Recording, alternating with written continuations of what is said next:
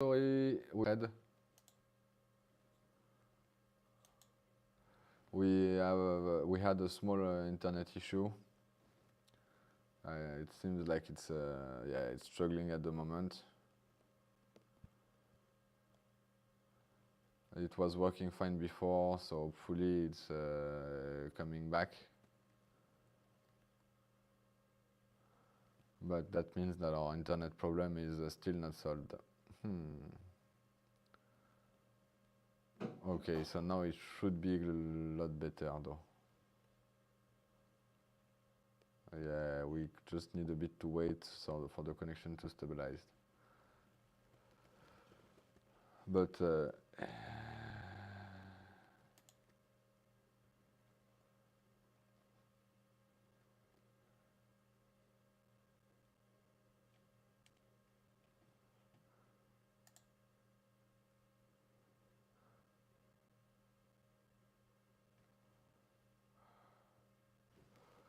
well, okay, we're gonna skip this one.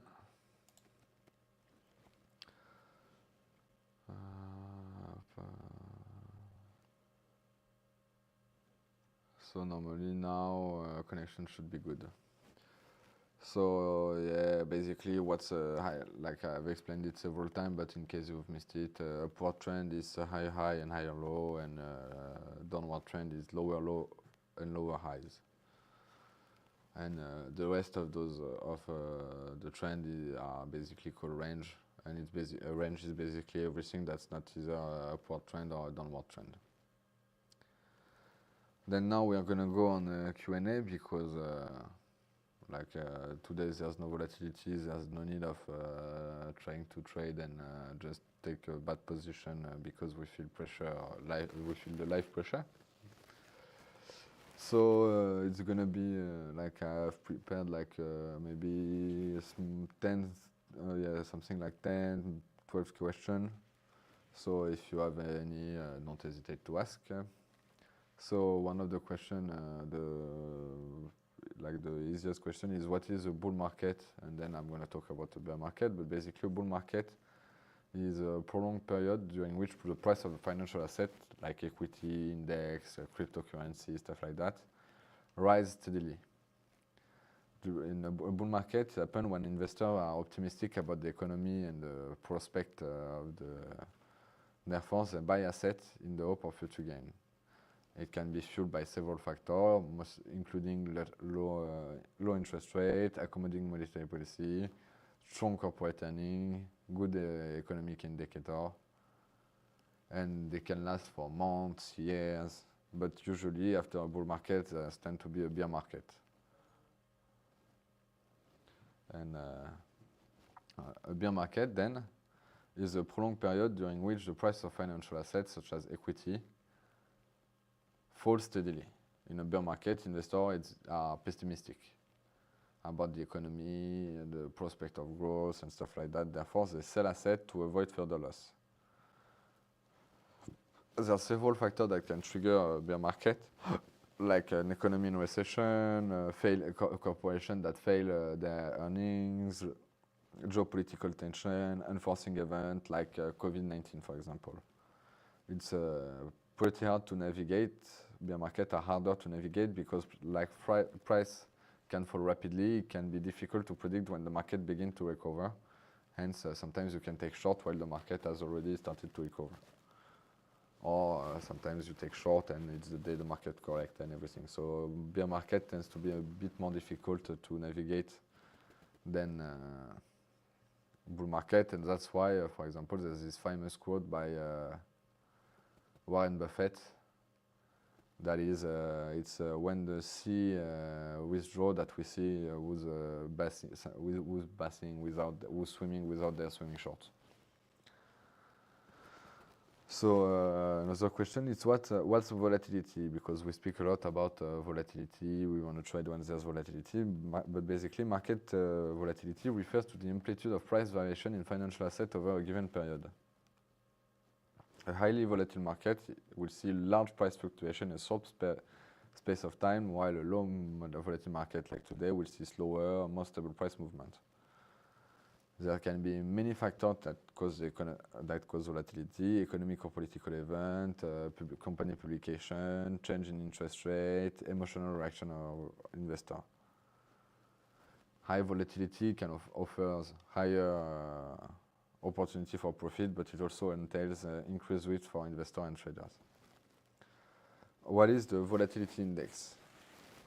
The VIX. The volatility index, or mostly known as VIX, it's an indicator that measures the implied volatility of the S&P 500 index. It's often nicknamed the fear or the market fear index, as it generally rises when investors anticipate increased volatility or falling price of the stock market. It's basically calculated from the price of calls and puts of the S&P 500 index, and it reflects the market maker expectation of price fluctuation over a 30-day period. High VIX indicates a period of uncertainty or stress in the market, and a low VIX can be interpreted as the opposite, a period of stability or investor confidence. That's why also the VIX tend to rise when the market goes down and drop when the market goes up. What is liquidity in the financial market? Because that's also something that's quite important. That's why also we trade future and everything. It's because we want liquidity. Liquidity in the financial market, it's the ease at which financial asset can be bought or sold without affecting its price. Liquid market, in a liquid market, there's going to be a lot of active buyers and sellers, and that will allow to have rapid transaction at price close to those displayed. In an illiquid market, on the other hand, when there's a limited number of participants, hence it can result in a widespread in buying and selling price. And if there's a bigger someone that wants to take a move, that want to have a big operation, they're going to affect heavily on the price. Liquidity is a very crucial aspect of financial market because it facilitates the conversion of assets into cash without disrupting the market. That's one of the problems that happened in the 2008 financial crisis, because Lehman Brothers had a lot of financial assets, but those assets were liquid, overvalued, and if Goldman Sachs, Lehman Brothers would sell those assets to the market, the price would drop a lot because they were not liquid, and it would then force them to book a massive loss to the point that led them to bankruptcy. Another thing that was a problem in Lehman Brothers financial crisis in 2008 was leverage. They were having 30 leverage of 30, so basically for one of their dollars they were exposed at 30, the equivalent of $30. And leverage, it's basically a tool that allows traders to increase their market exposure by borrowing funds. It enables a trader to control a larger position that he could afford with his fund. For example, let's take an example of a leverage of 1.1 for 10.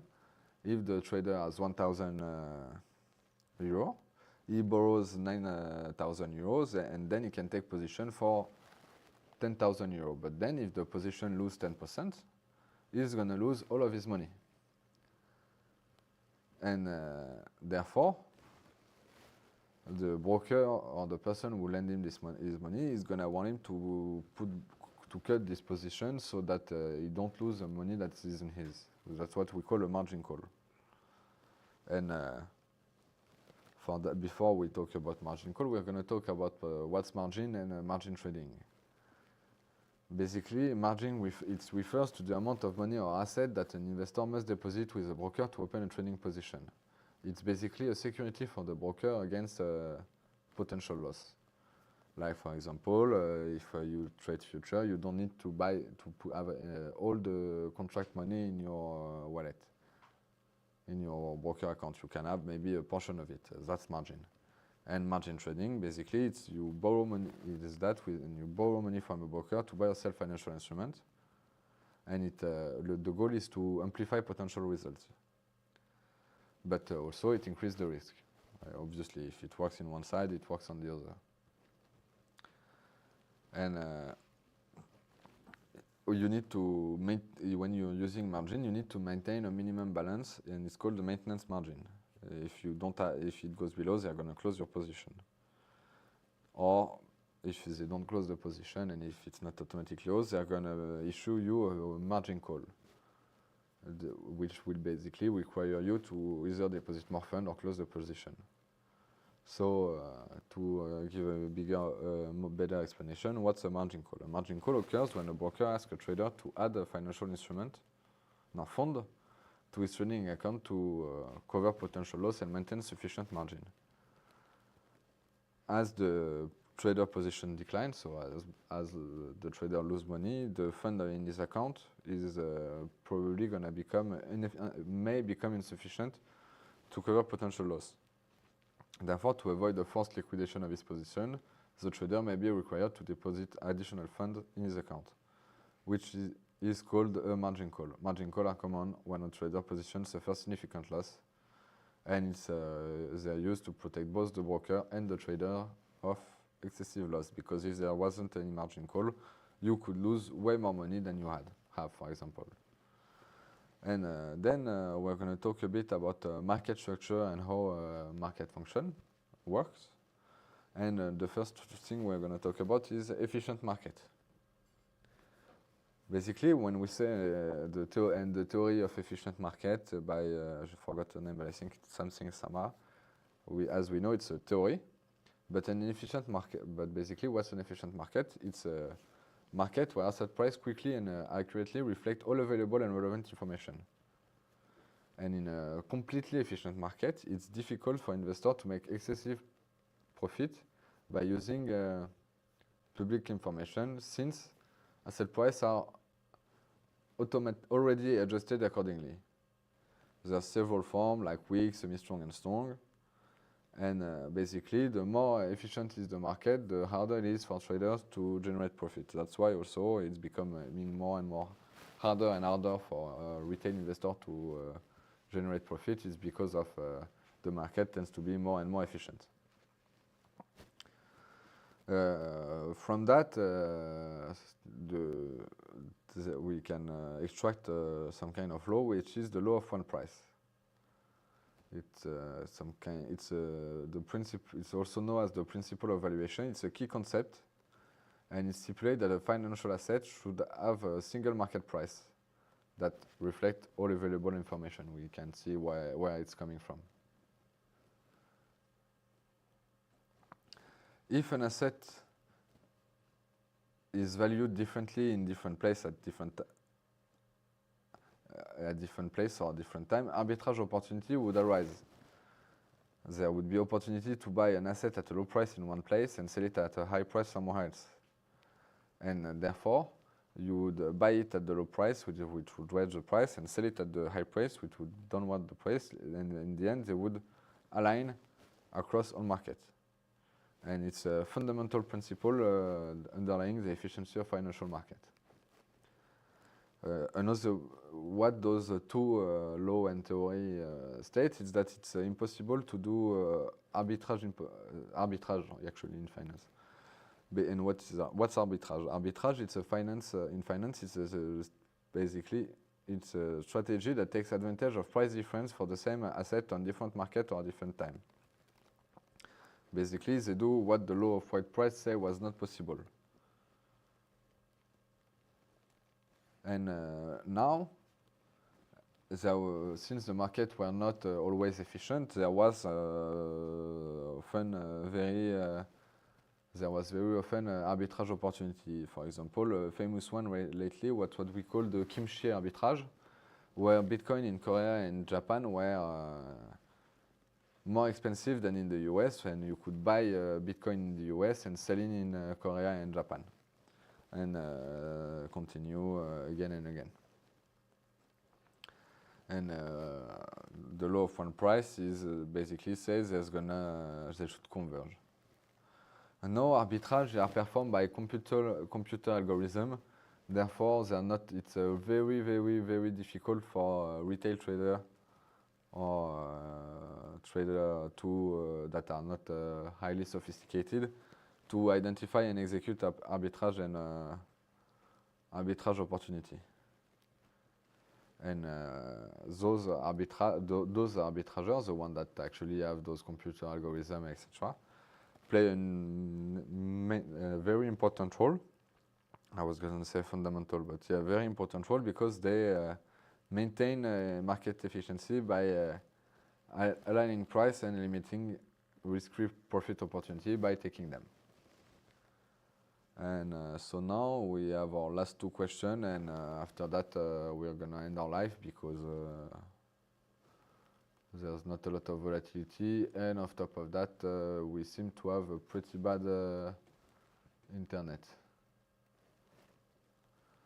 So my last two questions were that we had were about fundamental and technical analysis, which are the two first steps of our trading routine. So fundamental analysis, it's a method of valuing financial assets by basically looking at all the fundamental factors that will affect the price. For example, if we look at currency, we are going to look at monetary policy, statistics, economic statistics, stuff like that. If we look at the general, like at index, we're going to look at general economy in a region. If we look at stock, we're going to look balance sheet, income statement, cash flow statement, business model, etc., etc. And fundamental analysis is basically the analysis of, like I said, all the fundamental factors that are driving the market direction.